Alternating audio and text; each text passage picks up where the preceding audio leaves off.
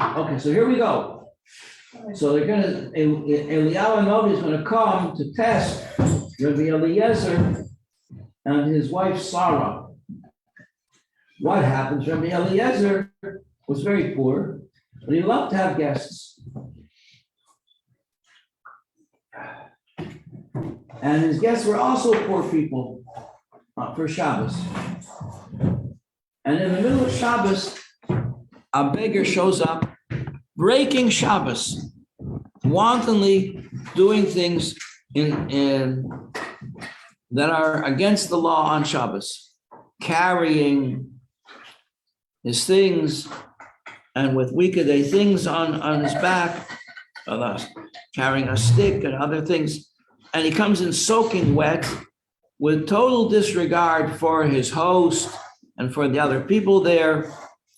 And then he doesn't make kiddush, he just takes some wine and says, I'm so thirsty, and he drinks the wine. Everybody's horrified.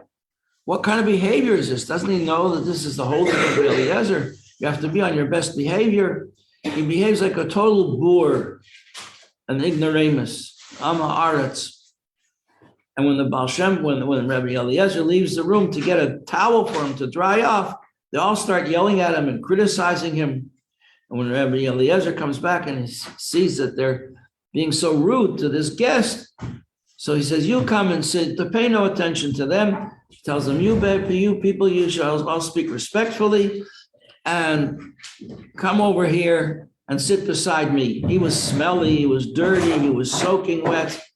It was gruesome. It was a real test to be nice to a person like that. There are people like that in around 770, you know. I don't invite them to my home. I'll be very honest. I don't think Mr. Pape would go for it. I don't think I would go for it. There's one guy, such a Rahmanos, he's on drugs the whole time. He doesn't, I see him sometimes on Shabbos, he desecrates the Shabbos. He sits on the steps of 770, takes off his shoes and socks. He just sits there and he's filthy dirty and asks for some money. He smells to high heaven of marijuana, this bitter, horrible smell. He's taking drugs all the time. That's what he's living on. I wouldn't want to, but Rabbi Eliezer, he was so good. He was so good to everybody. Anyway, this went on the whole Shabbos. He was totally disrespectful of Rabbi Eliezer and of the Shabbos. And then the next day, Sunday morning, Rabbi Eliezer gives him money and accompanies him on his trip. And when they get a little ways away from the house, so then they're all alone. So then this beggar reveals himself to him and says, I want you to know that you have been selected to bring a very holy neshama into the world. And you should call him by the name Yisroel, because he's going to light up the eyes of all Israel. And this was a test. I am actually Eliyahu Novi, reveals himself to him. And he gives him a bracha. Shortly after that, he has a child. Within that year, he has a child. And Rabbi Eliezer passes away. This is the child of his old age. And he blesses him before he leaves this world. And he says two things. We have to know this. The two things Rabbi Eliezer said to his little child, Yisrolik. He said to him, you should don't be afraid of anyone or anything, only of Hashem. Number two, you should have a love for every Jewish person with a total commitment to them. Just like you love Hashem, that's how you have to love every other Jew. And he passed away. That was his whole inheritance, what he gave over to his son. And those two guidelines became the basis of the whole philosophy of the Baal Shem Tov and his approach to Judaism. And with those two things, he gave new life to the Jewish people who were in a very, very low state. they'd suffered from such terrible persecutions and poverty and pogroms and false leadership. It's described like in a state of faint. And so the Baal Shem Tov came and lifted them up with these two principles of loving another Jew and only being afraid of Hashem. So that's the story. What's the point of the story? The point of the story is that they had to send Eliyahu Hanavi to test him, because one-on-one against the Yetzer Hara, even Rabbi Eliezer would not have been able to stand. So that's what the chapter is talking about here. That a person has two judges, one of them is the Yetzer Hara. And obviously he's going to be taking the negative side of things, of any situation. And your Yetzer Tov is going to be counseling you not to listen to him, but how are you going to have the strength to overcome the powerful arguments of the Yetzer Hara? That's because the Eibishter is there with you. He is the third judge. In fact, there's a whole story about it. Who is the third judge? An essay written by you probably have a book in the library called The Third Judge. This is what it's all about. And this is the chapter. Okay, so we're up to now, bottom of page 192. The final decision is not necessarily with the Yetzer Hara, because there's a third judge who disagrees with him, and the halacha, the final decision goes according to by Jewish law, it goes by the majority. Now, there's a famous story about this. The final decision goes according to the majority, about Rabbi Yonason Eibeshitz.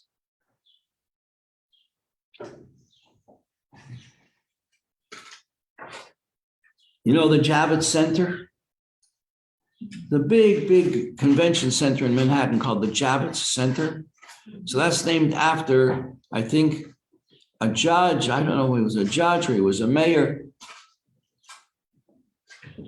Javits was his name. Javits is English for Yavitz. Yavitz is Yonason Eibeshitz.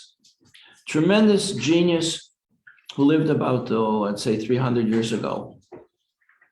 And he was world famous. I mean, his fame was, everybody knew this. This was a child prodigy. So there was a duke, just like I explained to you, in those cities, every city had an army and had a ruler, had a king. So the duke was like the king of this city. He sent orders. He wanted to see how brilliant this little child was. So he said to the child, he gave orders that they had to send the child to him. And if they didn't, he could persecute them. He had an army. Only he had to come unaccompanied through the streets and find his way to the palace.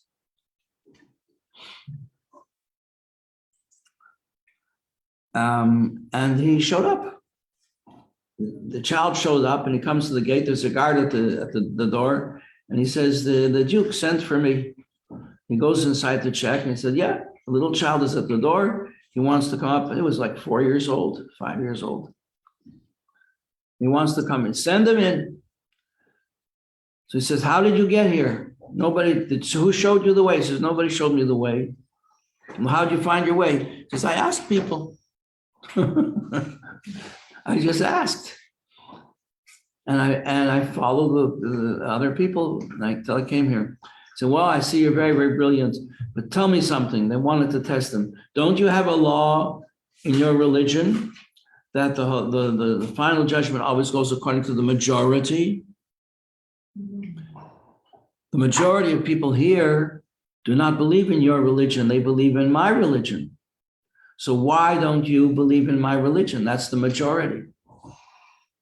Here in this building and in the world. And this little child said to him, you're right. The law is according to the majority.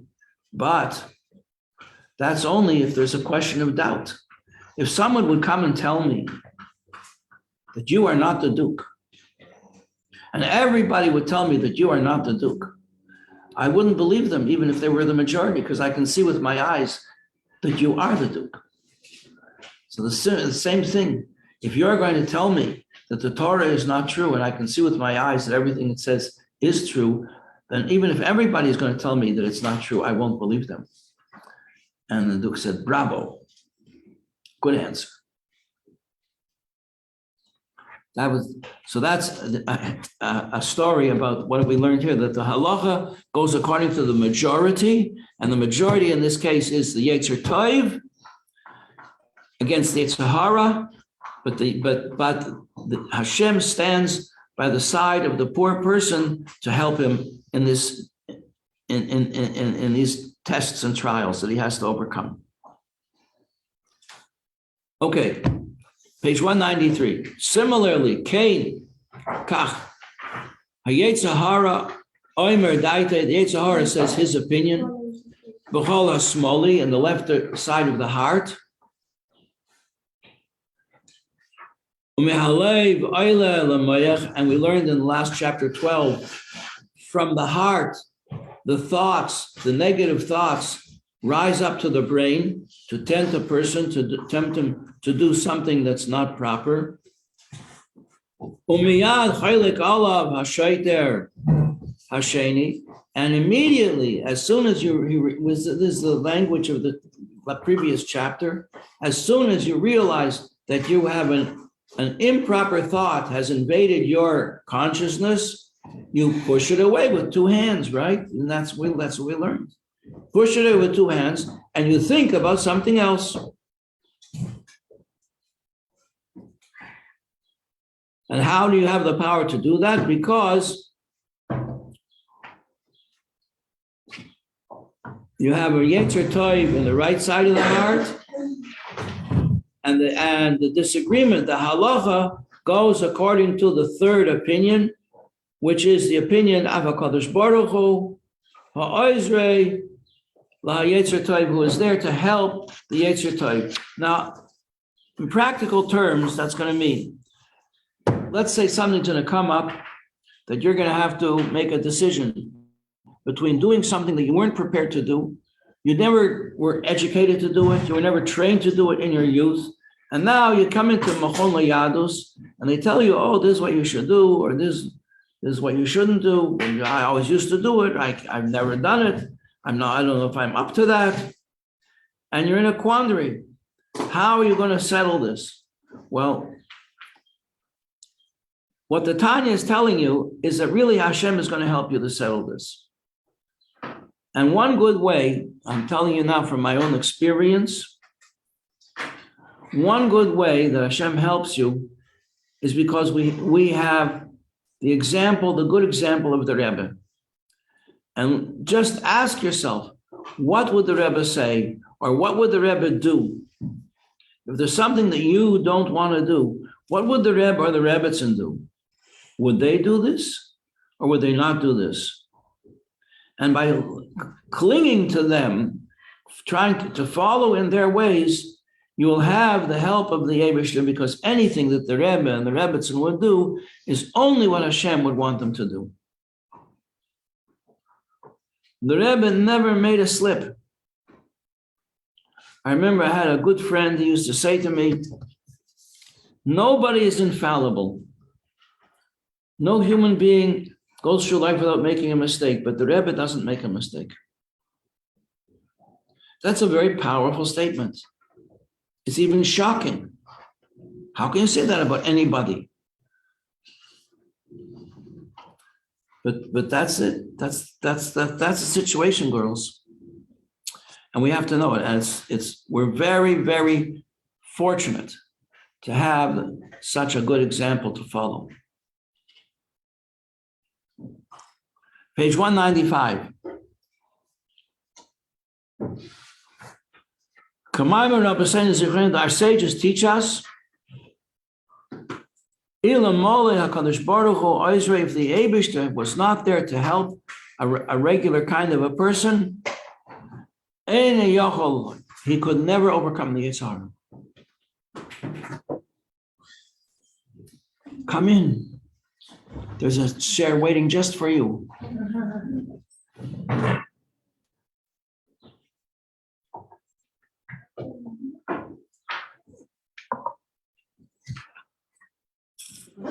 What is this help that Hashem gives us? What does it amount to? Well, I just gave you an example.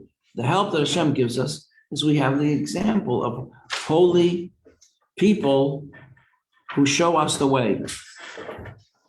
But also, what's actually happening here? Why are you able to recognize what they're showing you?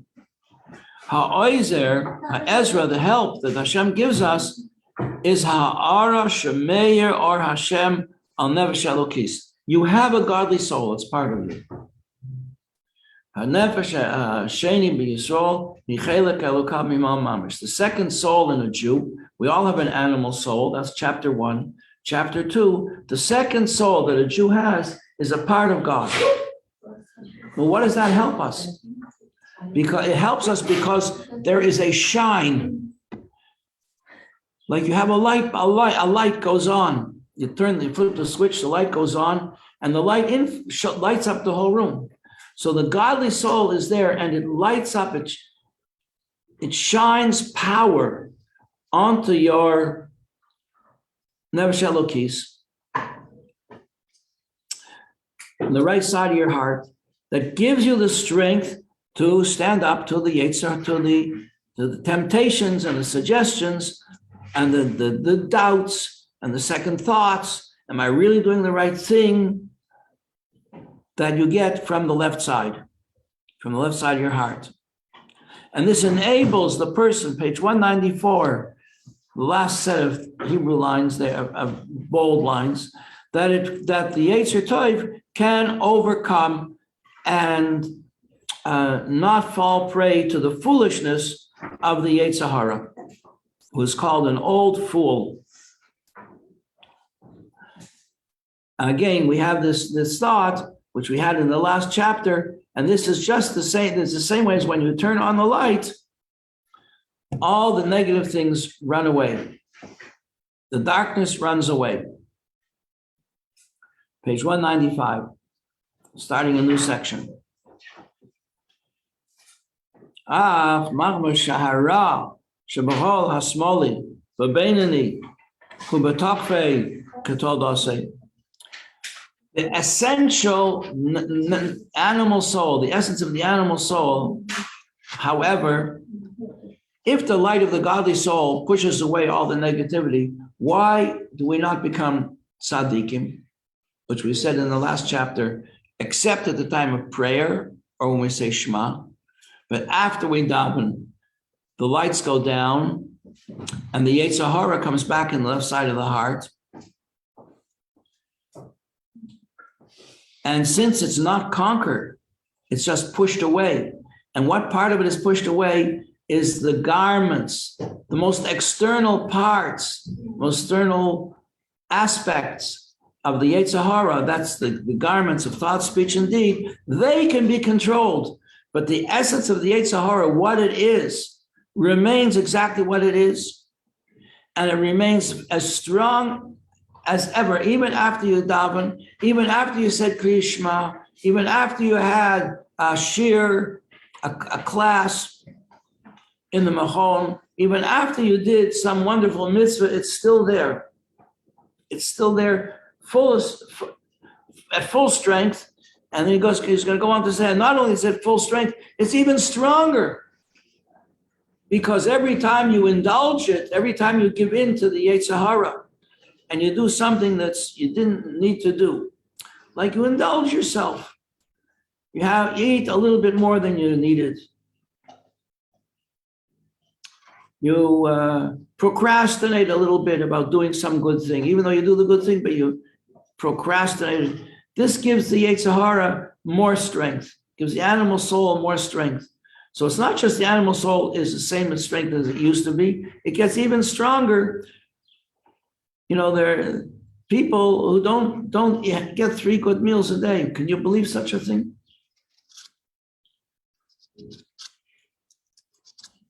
We have 3 good meals a day. We sleep in good night in comfortable beds. We have air conditioning in the summer and nice heating in the winter. We lead comfortable lives. That certainly doesn't make us godly, doesn't make us holy. It's very self-indulgent. So this is what he's saying here on page 195, where the bold type begins, that the pain in his heart remains as strong as ever, and he wants all the pleasures that it always used to like, always used to enjoy. The hot weather is coming along. Won't we all dig into the watermelon and enjoy it? V'lei nisbatel b'miut. The Yetzer Hara did not become weakened or lessened. L'gabi hatay with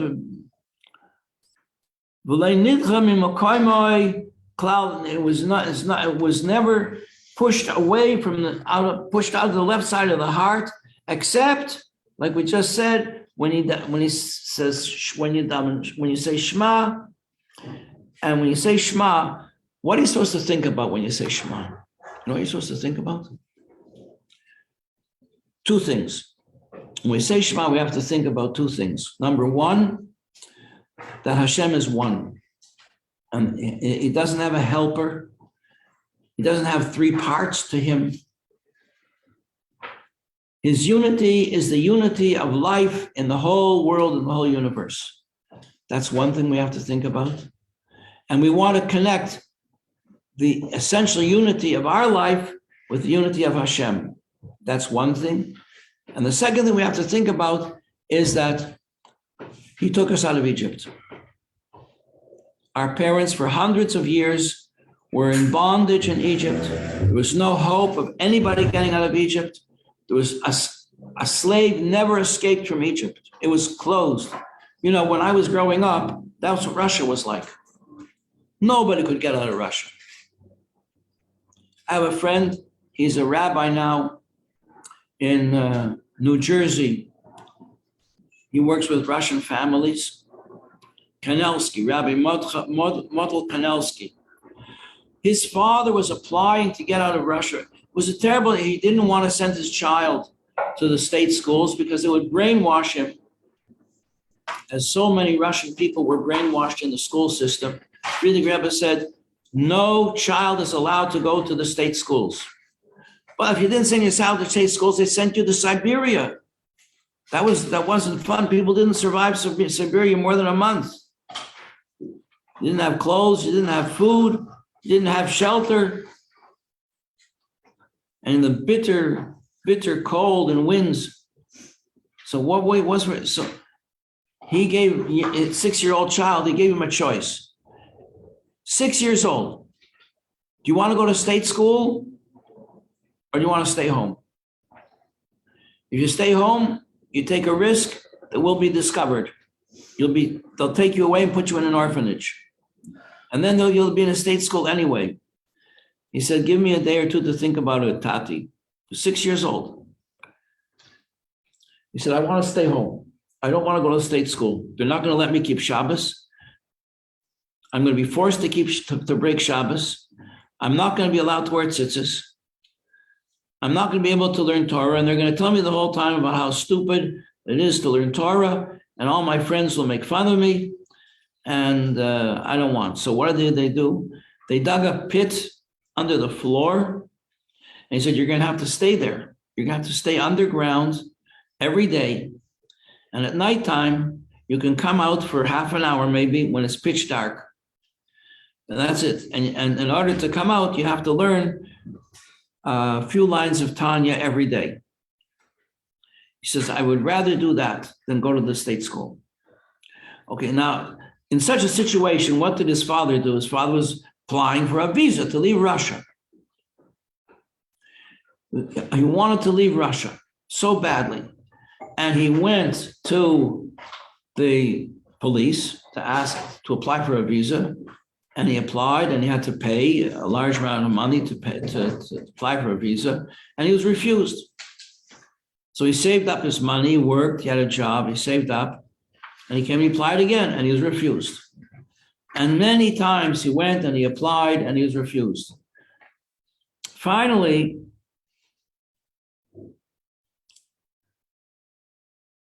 he came and he applied again And the lady didn't even look at his application. She just tore it up in front of him and said, Kanelsky, you're going to die in Russia.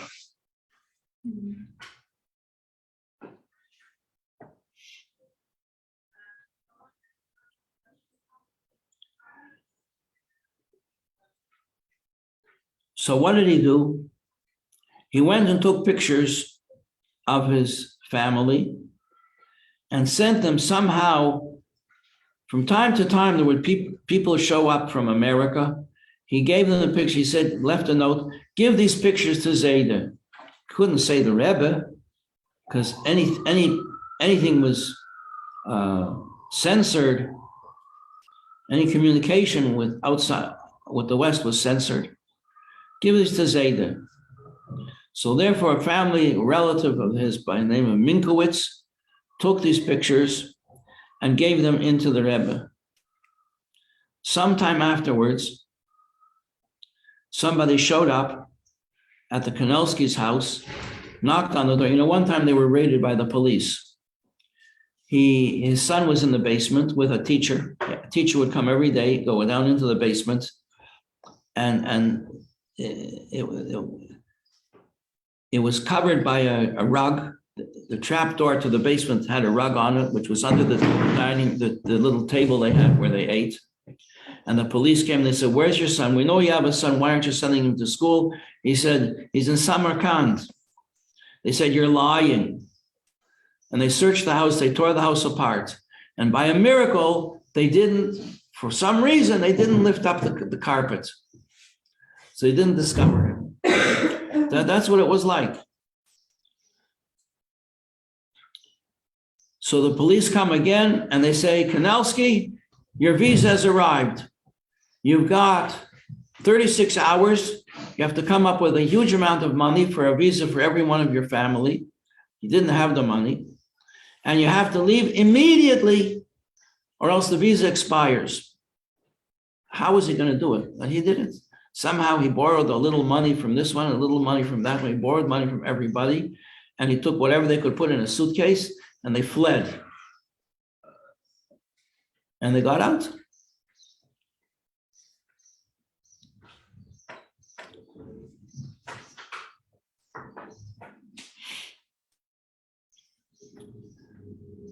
So this is like the godly soul is imprisoned in your body, and you can't get free of it. You can't get free of the Yetzer Hara.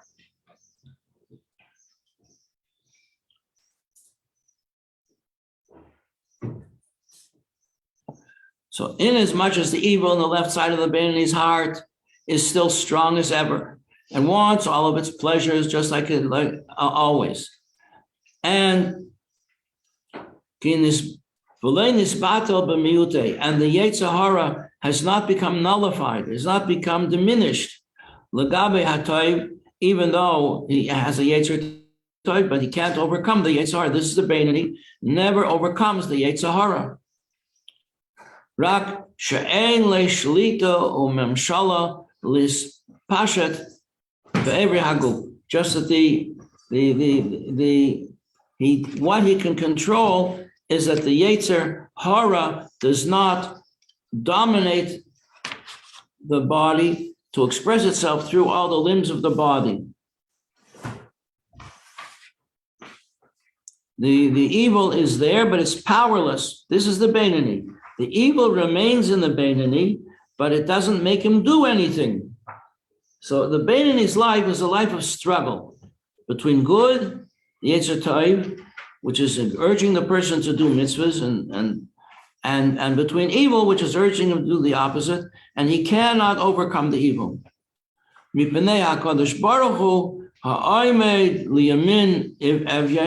But he isn't overcome by the evil because the Eibishter is always there to help him to survive.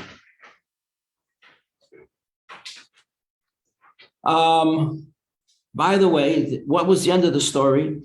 The Kanelsky family were able to leave, and that year, it's an amazing story, That year, on Hoshana Rabbah, which is the last day of Sukkot, the Rebbe was standing in the sukkah,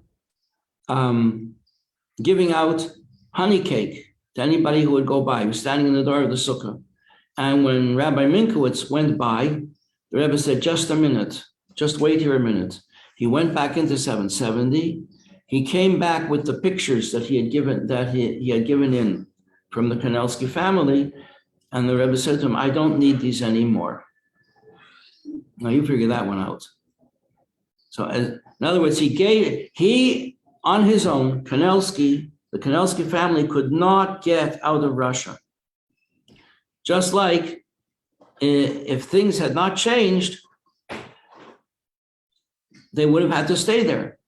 Just like the Yetzer Hara remains, and the Yetzer Tov is like imprisoned in the person's life, and he can't escape from it.